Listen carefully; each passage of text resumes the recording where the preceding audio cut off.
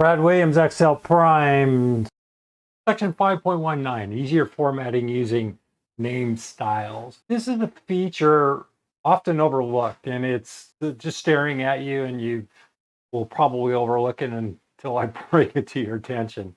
Really, it's just a simple formatting style that allows you to pinpoint a specific style within a specific range.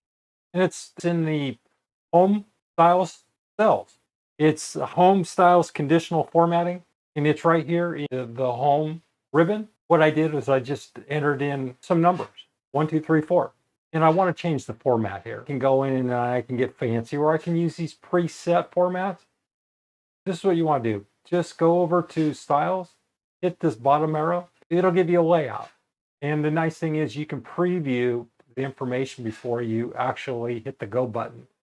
If you want to change this range, highlight the range, go over here, hit this bottom arrow, and then you can just highlight it. So you can see we're at the top. What we're looking at here are different options. If we want the background green, if we want the background gray with white numbers, if we want if we want to underline, if we want to hyperlink inputs, we want to put a total, we can change it. If we want commas or no commas or currency, all you have to do is click this information.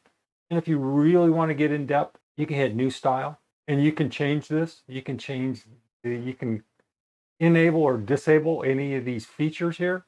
You can hit format. You can delve in, and you're familiar with the format cells by now. You can go in and you can change the formatting of the formatting, if you will.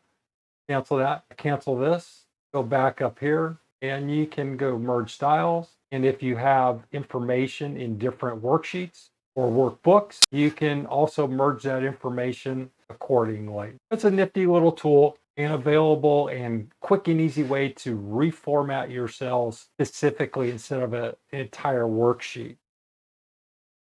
Brad Williams, Excel Prime.